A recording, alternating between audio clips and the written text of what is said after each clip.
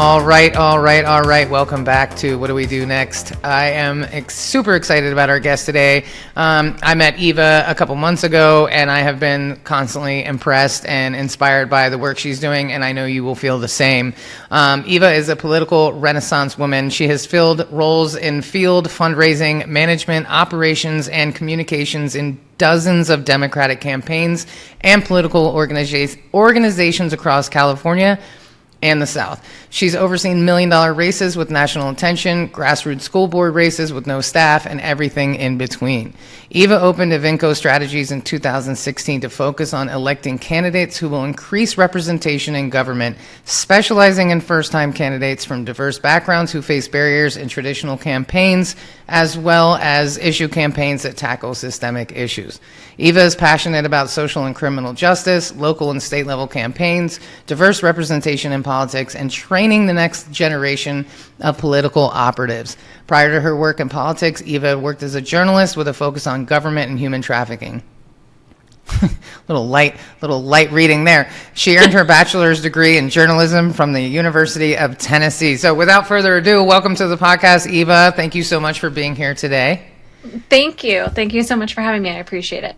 Absolutely. I was, super impressed with all the work that you have done, like forming the company not that long ago, and all of the impact that you have already had.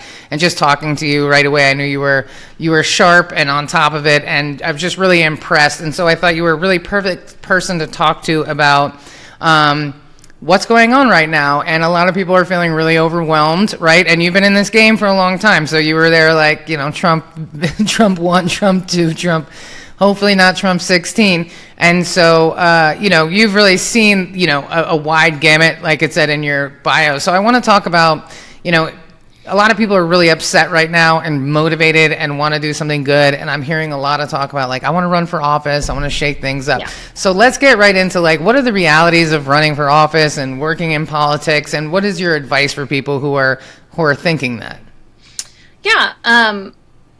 It is a really common conversation right now, and this happened in the 2018 cycle as well. In the first Trump administration, there were a lot of new people who decided to run. As a Democratic operative, love the recruiting tool. Wish we didn't have to sacrifice our human rights to get folks to want to be involved. But I'm loving the energy and where people are coming from. I do think, my first piece of advice for deciding whether or not you want to run for office is to really think hard and long about how it's going to change your life. Running for office is a big life decision. It is like getting married or getting a dog or buying a house. Like, it's a big investment, and it is going to change what your day-to-day looks like for a minimum of 2 years and potentially the rest of your life. And so, a lot of folks don't really think about the impact that it's going to have on their lives, their families, their jobs.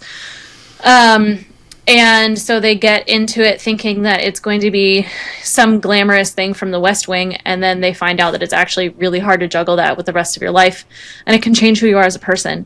And so the first piece is to really think long and hard about that. The second piece is to figure out why you want to run for office. Running for office because you hate Donald Trump is not a good enough reason. You should want to help people, and you should want to help people solve a specific problem. These aren't hypothetical roles. They are specific jobs within a specific jurisdiction that have specific powers over specific issues.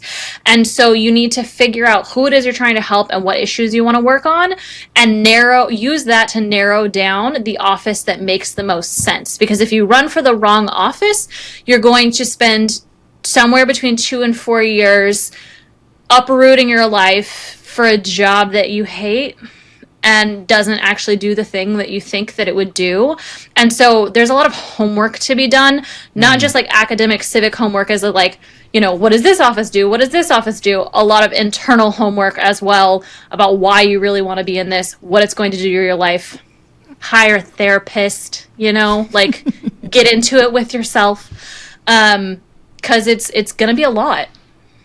I mean, I think that's a super valid point. In 2016, I was asked to be on a slate, the Dump Trump slate in D.C., and there was like 20 some odd people running on this huge slate.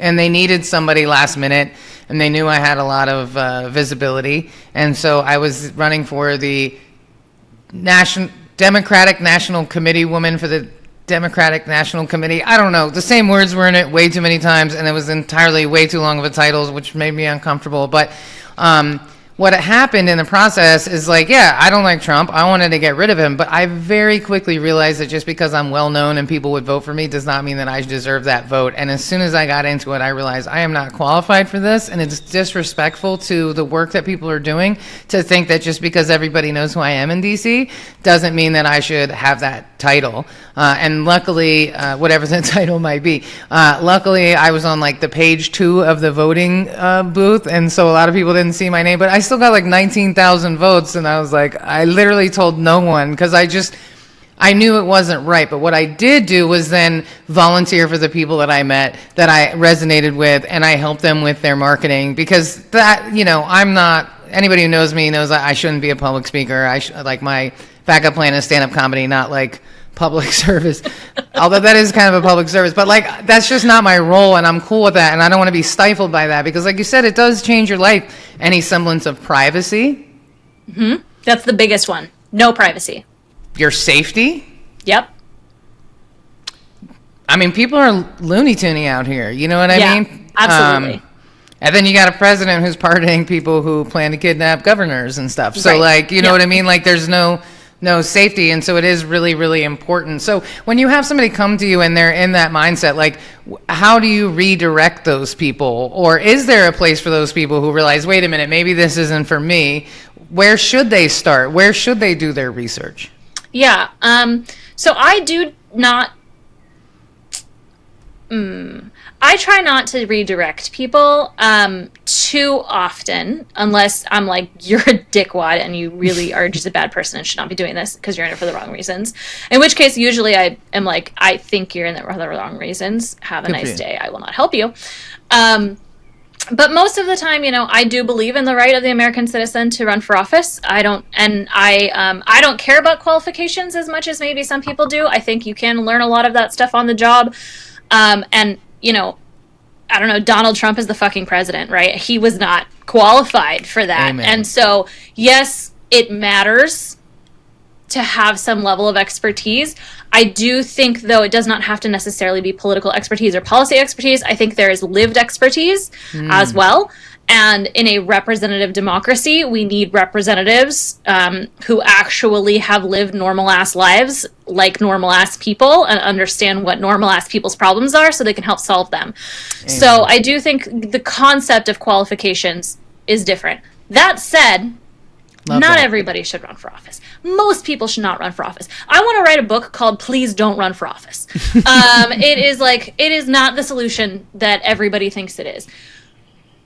Mostly it comes back for me to that why. If someone has a really strong why, really strong North Star, really understands the problem they're trying to solve and who they're trying to solve it for, and the second and third order effects of that, I'm down. Let's go to war.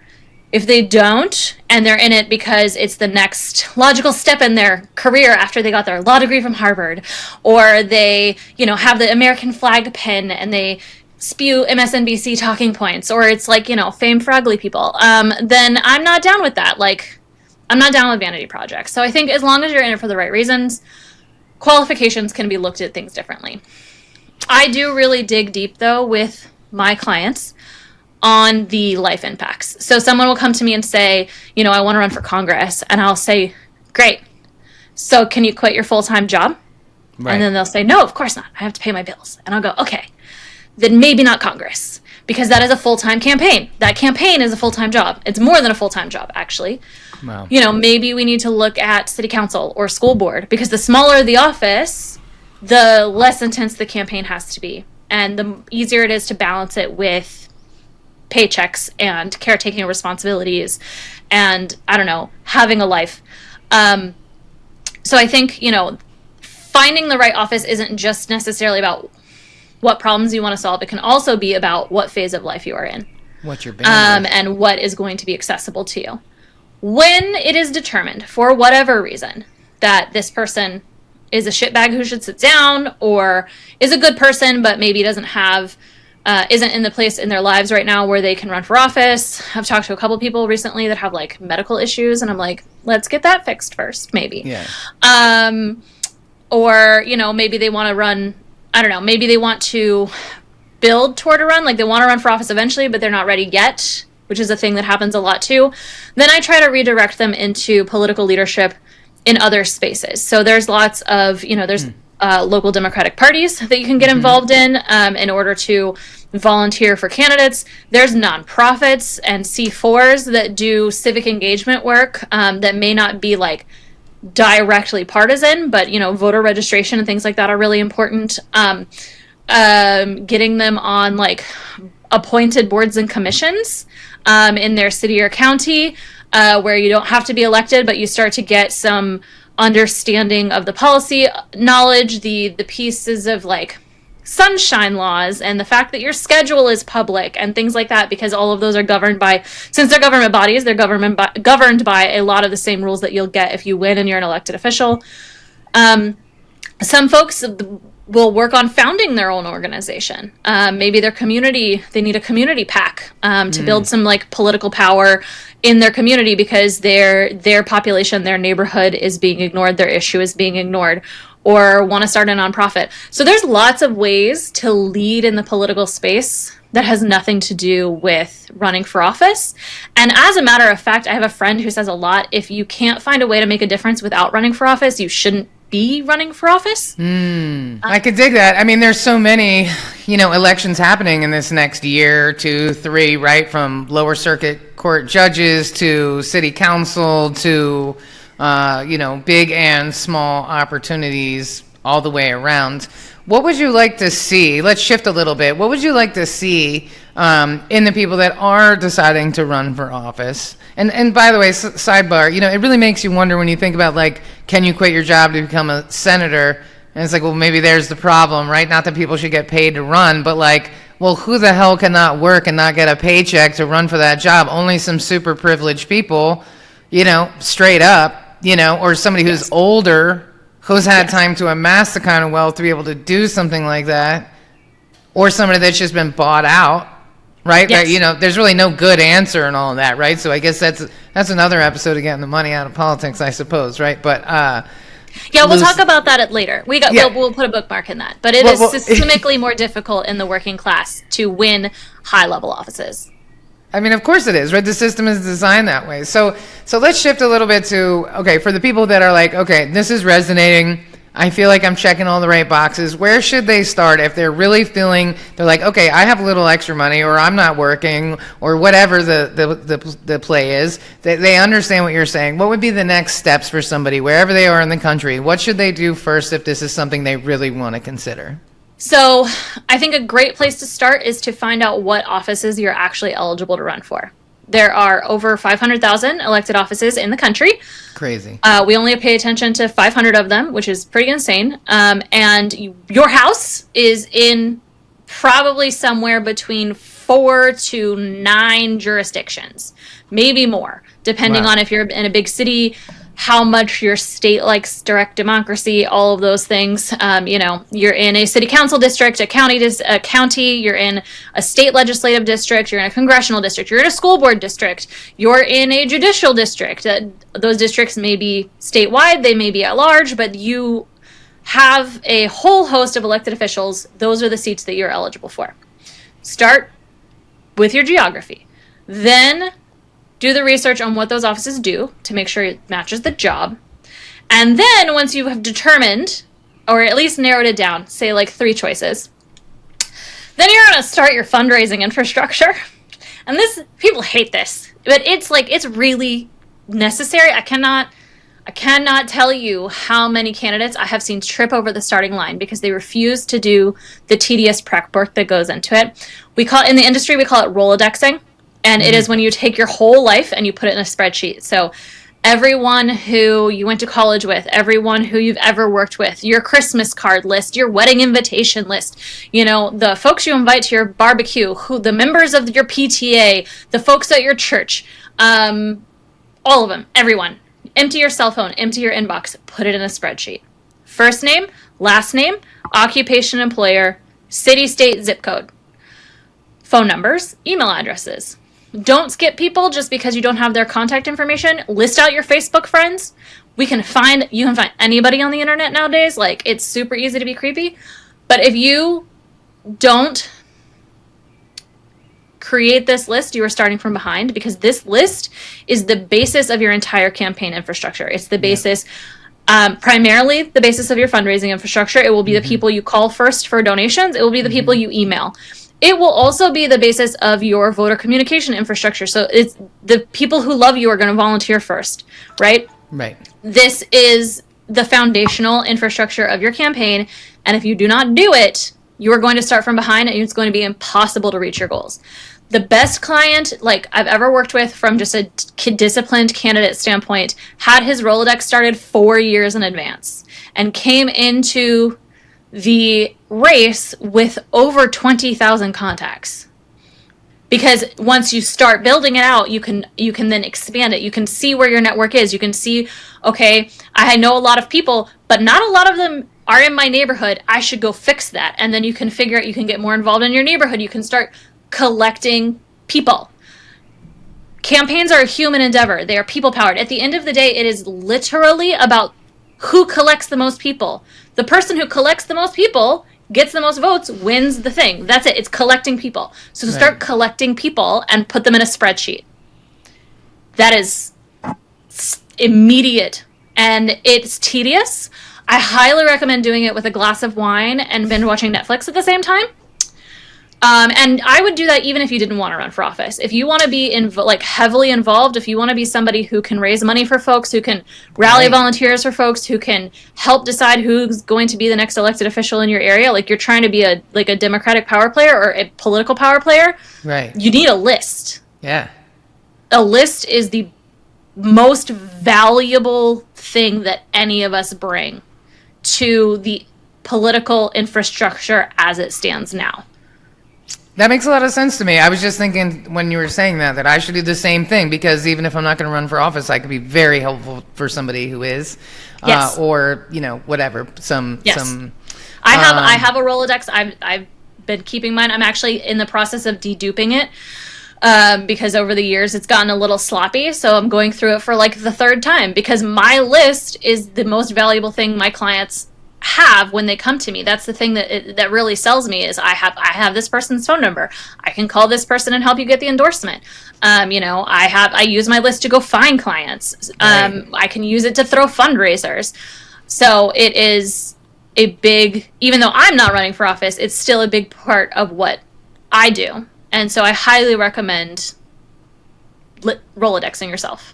Start there. Now, as far as Evinco strategies, right? What you guys do is, like, if somebody is at that point, they hit you up, right? And then you can help with everything. And I'm sure there's lots of other political companies, campaign companies like yours, but we're not going to talk about them because they don't matter right now. Just so people understand, right? Because if you never run for office, you don't really know how this works. But there are companies like Evinco that you can hire, and then you guys do what? Walk us through that process. Like, I know it's a lot, but like a little mini checklist, if you will, Yeah, so Evinco Strategies is a full-service firm. So that means we pretty much touch every portion of the campaign. The one thing we don't do is compliance. So there's lots of election laws, and I make that somebody else's problem because there's a lot of liability there, and I'm not going to jail for you. I don't care how much I believe in you. I have a family. It's not happening. So what we do is we split it into two arms. We have a general consulting side, and that is handling field, so knocking on doors, making phone calls, sending text messages, throwing meet and greets, rallies, things like that. We handle press and communications. We handle advertising, TV ads, direct mail, any of the paid stuff, yard signs, the things that you see out. All of that litter that comes to your mailbox, it's people like me who send it. Sorry, not sorry. It's my job. Also, if it would stop working, we would stop sending it. So maybe stop buying into that shit. Anyway. We also handle, the operational piece of it. So the campaign itself is an organization. It has an EIN number. It has a W-9. Oh, wow. There are taxes that you have to pay. Wow. If you hire someone, you're signing a contract with them. Maybe you're doing a 1099 or maybe it's a W-2. Helping you find your staff and train them up and choose who they're going to be. We do the voter targeting and micro targeting there. And then we also have a fundraising side, and the fundraising side does traditional fundraising, which is like call time. So that's what you call dialing for dollars. Lock you in a closet and make you call donors. And then we do digital fundraising as well, so email programs and social media. As well as text messages for that. Our digital consulting spans both sides, so we can use the digital piece for both raising money and for increasing name ID or issue advocacy or anything like that. We also handle grassroots lobbying, so putting together like groups of advocates to go speak for something. If it's political, I will find a way to make my company do it, with the exception of compliance. I can dig it. I think that's fantastic, because if you're thinking about this, it's very overwhelming and you don't even know where to start. You might have some people that can help here and there, but you really want to like go to a pro and start the thing off the right way and lay the foundation in the right way, and get all that support that you need, because that can be very overwhelming. I mean, you're expected to know a lot of stuff that you've never dealt with before, and there's a lot of opportunities to make mistakes or drop the ball or miss an opportunity. So, I was going to say, we also do trainings, though, for the people who can't afford that. So there's small offices that, like, you don't need a whole ass campaign. A partial small campaign will work. Or even larger offices, but in places that don't have a lot of political infrastructure. And so they're particularly working class candidates. It can be difficult for them to be able to afford big professional help like me. Right. And so one of the things that we do also is we have training, both asynchronous and live academies that teach people how to be political operatives. So let's say, you want to run for county commission, and you want your best friend to be your campaign manager because you need somebody to work for you for free. And they're smart, and you're confident they have transferable skills, but you both it's the blind leading the blind. You can send them to me, and I can train them on how to design a mailer, how to write a call script, how to do those things, because I don't think we need to gatekeep those skills. Yes, Right. there is an entire political industry. It is a problem, actually. I have a whole soapbox on that. My peers do not find it very popular. I'll be really honest, but the fact that there's a monetized industry behind the outcome of elections is not okay. I would love to work myself out of a job at some point. I just happen to be really good at this. But there is no reason why we need to be selfish with these skills, and there is no reason for us to assume that us parachuting into a community and telling them what they care about is the right move. I would Right. much rather train the leaders in those communities to have these skills themselves and have them run their own campaigns, than make anybody feel like I'm forcing something down their throat. 100%. I love that, for sure. Let me ask you something. Would it be like if somebody's listening to this, or they're feeling some kind of way at home and they have some money, but they don't want anything to do with this. They want their privacy. They have zero interest, but they're like, I'd throw some money at it. Is that okay? Is that legal for somebody like to say, listen, I'll fund your campaign, or are there places people can donate, or can people reach out to you and say, like, Eva, I got a bunch of money I don't know what to do with. I'm really worried. Can I sponsor some of your clients? Or is there a mechanism for those kind of things? Yeah, absolutely. So money in politics, big deal. If you have money and you would like to spend it, I have lots of clients who will take it. The how is going to be different in every jurisdiction because the laws are different in every jurisdiction, and we are not shady. We follow the law, and so we're going to, we'll walk you through that. But yes, absolutely. You can also donate to, I highly recommend, if you're like, I don't know what to do, donate to your local Democratic Party. And I mean local, like your county Democratic Party. Right. Donate to your state Democratic Party. The DNC does not need your money. They don't. No. I'm sorry. I'm going to get like blackballed for this shit, but it's true. Yeah. They will find it where they find it. If you are dealing with a couple $100s or a couple $1,000, send that infrastructure to your own backyard. Yes. So donate to your local county party, your local or your state Democratic Party. Also, nonprofits and C4s. There's a lot of like politically adjacent issue specific organizations that do really good work. And so, yes, throwing money at it is frankly probably, if you have the money to throw, it is the easiest way to be involved. And the donors, the donor class, whether it's small dollar donors because you're given $5 online because somebody sent you an email, or it's large dollar donors because you have money to burn and you want to put it behind shit you care about, it makes the world go round, right? Money makes the world go round. And so the donors are an integral piece of this. There are also, if you are a high dollar donor, there is a mechanism called donor advisors, which is essentially political people who advise you on where to spend your political money, based on what issue you care about, based on what types of candidates you want to see elected. They can do analysis of the political realm and help you figure out where to put that money. And if anybody wants me to be their donor advisor, that's a dream of mine, so call me. Yes.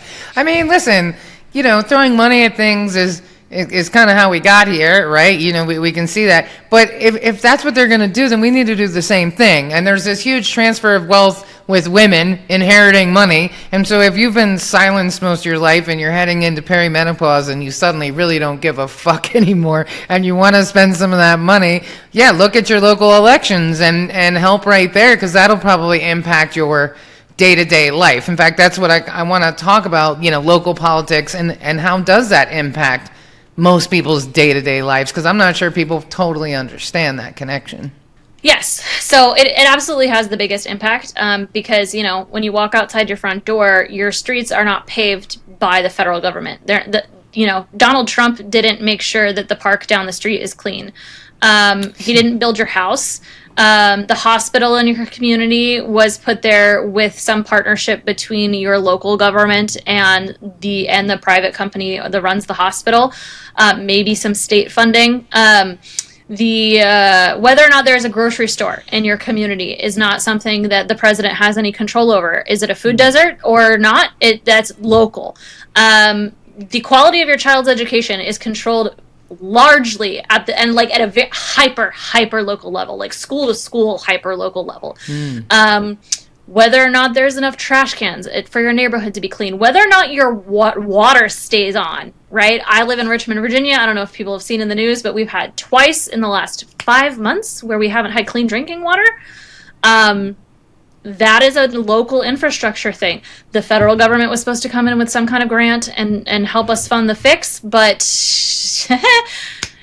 didn't happen. But the responsibility of keeping that infrastructure running was the local government. It's the local government's fault that they didn't do it for 30 years or however long it's been. That makes it so that a state capital does not have clean drinking water. It's crazy. Whether or not there are employers in your area so that you have economic opportunity, that is local and state. It is not a federal issue.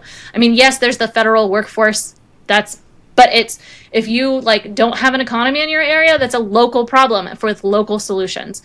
Zoning, the fact that housing is so expensive, land use is local and state. It is not a federal issue. So transportation, ADA compliance, whether or not you can push your stroller down, you're walking your kid and you can push a stroller down the sidewalk, whether or not there even is a sidewalk, whether or not your grandma with her walker can get down the sidewalk or there's tree roots across it. Local. Your quality of life that you experience every day, and whether or not it's good or bad, is much more impacted at the local and state level than it is at the federal level. We live in a republic, a federalist republic. The founders purposely left most of the powers at the local level. That's the way the Constitution is written. And so whether you are a liberal or you're a conservative, if you understand that the Constitution is a thing, you have to get involved at the local level.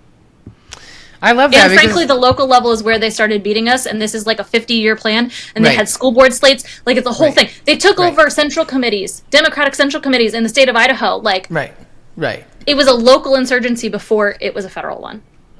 Yeah, there's a group, a conservative group, and they've been around for like 50 years, and that's what they do is they train people to fill those offices, and they groom them. It's 100% grooming because, what's her name? The Riley, everybody's favorite champion of women, Riley Gaines, graduated from there. That's why she's a perfect Fox News talking head, because she literally went through this program at this institute. It was a very conservative institute, and they train all these young people on how to fill school board positions, local positions, and it's like Scientology. It's very similar. You know what I mean? You get in all these positions, it seems unimportant, but then guess what? Now you can't get a building permit, and now you can't get this, and now you can't get that. And so it's very similar. It's like, yeah, all these things really do impact your day-to-day life. And I think that we live in a society where it's like very vanity metric. So people are like, oh, if I didn't get 5 million plays, I didn't go viral. Like, listen, running for office doesn't have to be sexy. You can run for a very local office and make really big changes for your community.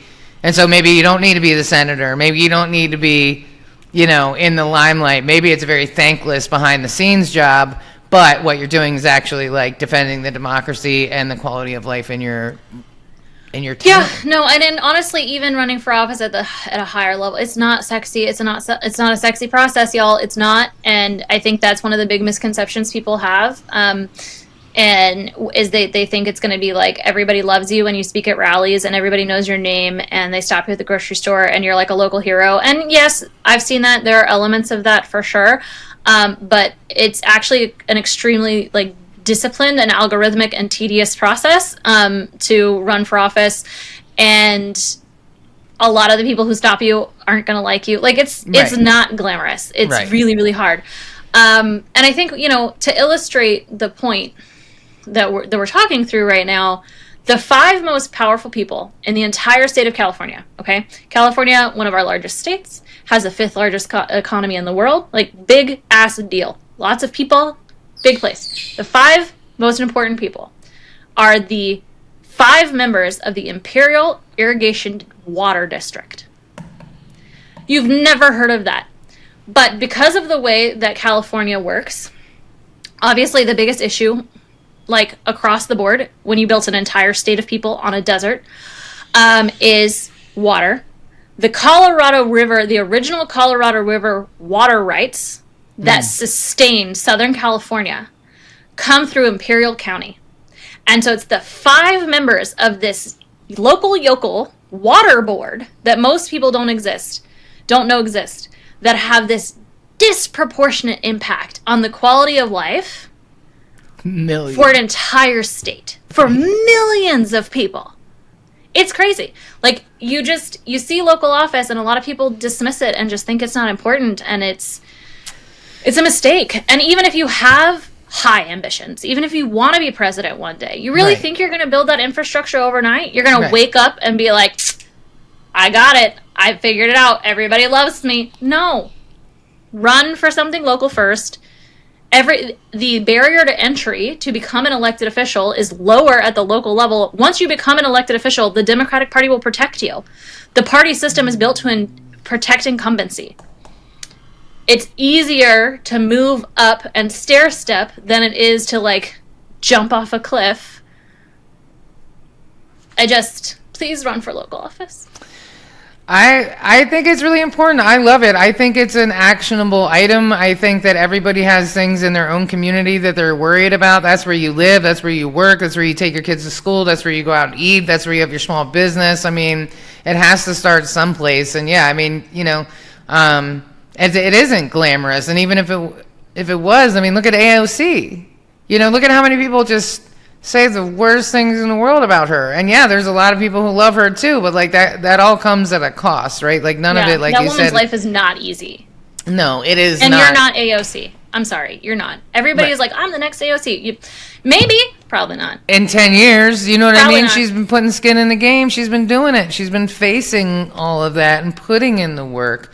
So, listen, I think this is fantastic. I also want to encourage people to like run for office and get involved. And if you're thinking to yourself like, oh, I could never do that, but like I'm really good at SEO or I'm really good at graphic design, like hit some of those people up. You know, I would imagine even like I've been seeing some political ads, like a woman who's looking to replace, I can't remember who, but one of Lindsey Graham, I think. And is that correct? Isn't he a televangelist? I'm not sure who you're anyway, but she's a woman and she's a doctor and she's like, I'm a pediatric doctor or a whatever doctor and I have kids and I can tell when people are full of shit. And I was like, oh, damn. Like, yes, let's take the gloves off. Like, if you really like that, instead of trying to be like her, go help her. Go help her campaign. Volunteer for it. Like, use your skill set for something good. Because I think the worst thing we could do is nothing, right? Like, you know, it'd be better for you to think you can run for office and try than to do nothing at all.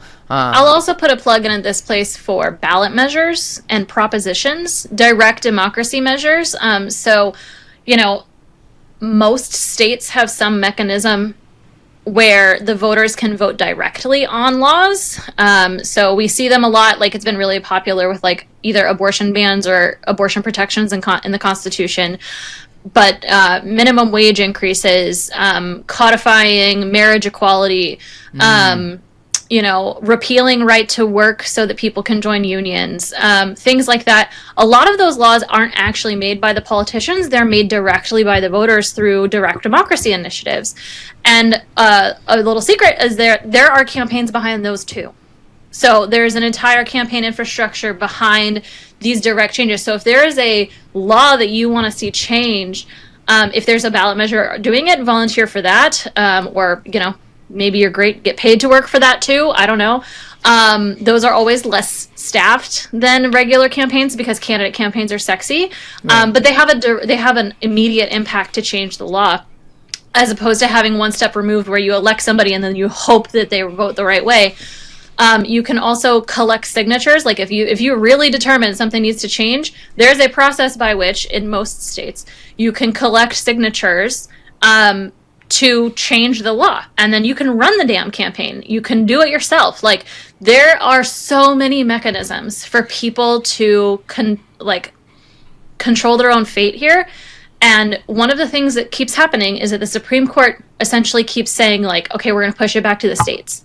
If that's their play, then it's up to us in the states to say, heard, bet, got it, and go make the states reflect the reality that we want to live in. That's maybe what's in our control right now, and that's how you protect yourself and the people you love.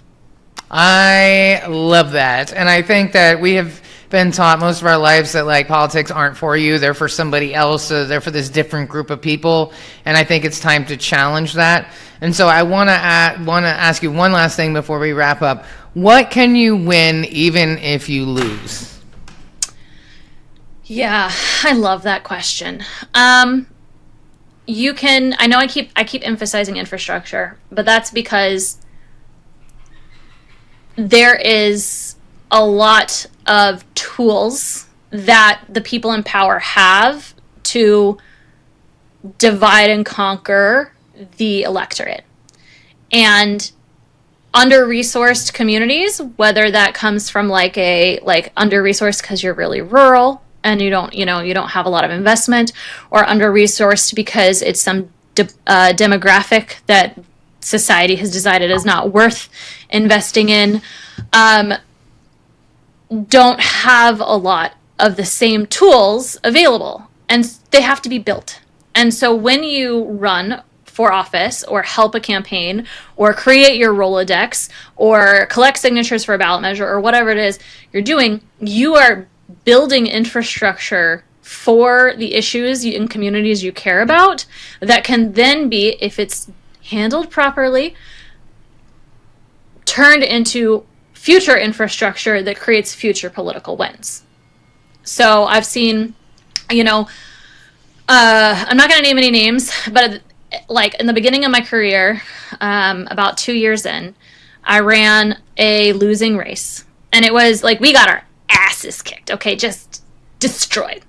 However, there was a race in an overlapping district, and those two candidates were friends. So we took when the primary was over and we got destroyed in the primary on that side, the one candidate donated essentially her entire list and all of the voters she'd ID'd in the overlapping community and all of that stuff to the other candidate. Oh, wow. And then we were able to take that infrastructure and win that race because it was in a smaller district. We were outspent 5-1. Wow. And the Democratic Party was against us. The Chamber of Commerce was against us. The police union was against us. Everybody was against us. And we won in large part because we had like really solid infrastructure, and it was a community campaign. It was so horizontal. There were committees doing everything. It was relational organizing. It was cool as shit. Then when that lady won, she becomes a sitting city council member. She decides she wants to sponsor a ballot measure for a police reform ballot measure. She then takes all of this infrastructure, which remember had been started by the losing campaign. She builds on top of it when she wins, and she takes that infrastructure and she gives it to the ballot measure campaign. Right. We won the ballot measure campaign. Right. Then the ballot measure campaign turned around after they won, and we were able to use a lot of the same overlapping infrastructure to help when she ran for higher office later. And then she was able to use it to help another woman get elected in a state assembly seat. Like this stuff doesn't, if you do it properly, the stuff doesn't go away. If you want to take your power back, you're going to have to work for it. And you're going to have to build the mechanisms that they've denied from you. They're doing it on purpose. They're making this mysterious and scary, and they're gatekeeping it, and they're doing it on purpose. For sure. Because if our democracy was actually a democracy, then those folks, the corporatocracy, wouldn't exist. It wouldn't be in power in the same way. And so you have to go get it. You have to go grab it. And if you run and you lose, that's fine. You build name ID, you get your issue out there, you become a leader in your community. You have donors now that you can then, throw a fundraiser for like the local animal shelter or another candidate that you like. You've ID'd voters that support you, that you can get to come out to stop them from putting a toxic waste dump in your backyard. Like you're able to take that infrastructure and use it in the future, whether you run again or not. And it gives you power. So you win power either way. I love that. I mean, I think that's really smart, and that's what we have to do. We have to team up. We have to work together. We have to pool our resources, and we have to make a difference. We have to challenge what's happening, and I love that it can keep moving along and help other initiatives and other situations to be improved. I think it's really smart, and that makes a lot of sense to me. And I think there's a lot of people out there that are really good at business or marketing or messaging, and get involved, help out, whatever it might be. I think, local, the DNC, all of that. We're going to have to do a whole nother episode about the DNC because we really don't have enough time for all of that. But we're going to have to do 10 episodes. We've hit on so many things and I'm like, wait, we got to talk about that. We got to get into it. But and then how do we tackle that? And how do we move forward from that? And how do we challenge those things? And I think the short answer from today is together, right? Concentrated, coordinated efforts together is how we win. So I think if you are listening to this podcast right now, and this inspires you a little bit, I would encourage you to hit up Eva and see if it's something that you're thinking about running, hit them up for sure. I can't recommend them enough. I would definitely look into your local resources and see how you can get involved there. Maybe look to some of the candidates that you resonate with and see how you can help them. I would imagine there's not a single candidate in the United States right now who would turn down a volunteer, unless you've got a criminal record or something, but that's a whole other situation. So let's get involved. Let's make it happen because, you put on the onboarding form here, and I couldn't agree more. I say this all the time, but no one's coming to save us. This idea, right, and I've said this a few times, fascism is not a pandemic. And I think that what's happened with the pandemic is that, not getting political at all, but we were all told everybody's going to die, you can't go outside, you can't breathe, and then that kind of happened but didn't really happen, and then people think everything's a lie. And so what it did is it broke everyone's brain. And so I think a lot of people are thinking they could just sit this one out and it's going to roll over and things are going to go back to normal. And like, fascism is not a pandemic. Like, we can't just tap out and sit this one out and argue about masks. Like, this is way deeper. And I think we've all just become like a little apathetic and overstimulated and whatever, you know what I mean? And it's like, well, you know, like, go to LinkedIn, you would think none of this is happening. I mean, it's you know, it's wild how checked out some people are, but there's a lot of people who are not checked out, and I suspect people who are listening to this podcast are not checked out, and they just want something to do that's not doom scrolling and that's not waiting for somebody else to save us, because they're not coming. It's us. Yeah. It's us. We have to do it ourselves, and we're in the part of the textbook that makes the kids say, like, why didn't anybody stop them? And you can't tap out and stop them. They're mutually exclusive. And I get the need. I get it, because like sometimes I like read the news and then like I literally start crying because I'm like, you know, or I see something that's like kind and compassionate and I just cry because I'm like, everything feels so horrible right now that the slightest bit of compassion or goodness is just like, and I know a lot of us are feeling that way, but then it's like, well, I don't know what to do. I'm just going to check out. So hopefully this is an alternative. I also just recommend, even though you can't tap out, you don't have to take it all in either, right? Though you can't defend every issue, you can't work on everything. Like, there's only ever 24 hours in the day, and if you try to do everything, you're going to do none of it well. I'm gonna confess something right now. I don't read the news or watch cable news right now. I do not. I don't need to see every single move that man makes to know that he stands against everything I care about. If it impacts my clients, I will find out. If it impacts my hometown, I will find out. I have 3 newsletters that I subscribe to that are delivered to my inbox every morning. Same. And that's it. Same. If it's bad enough, it'll get to me. Filter it enough to keep your mental health. I deleted Twitter. I don't do like YouTube shorts because the algorithm gets weird. My algorithm on Instagram is all about gardening and dogs. Nice. People will be like, "Oh my God, do you know what Trump did?" And and they expect me, because I'm their political friend, to be like, "Yes, and here's the 10-point policy paper." And I'm like, "No, that's awful." Because it's all fucking awful. But I don't need to know every detail. If I know every detail, and I did that the first time around. The first time around, I followed everything. And it nearly got me arrested. So you can't, and it like broke me. I almost quit. Like, it was a whole thing. And I just realized, for my own mental health and my own sanity, that I have to separate myself from it and like callous from it a little bit, in order to function every day, because I know I'm fighting the good fight, and I don't need to see everything that man tweets to know that. To reinforce, how horrible he is. And I feel that too, because ever since I decided to do this podcast, it has helped me like channel all of this nervousness and anger and frustration and fear into something that hopefully is a little lighthouse of hope for other people as well. Because what else are we gonna do? You know, not to quote my dad, but we got to stay in the moving forward program.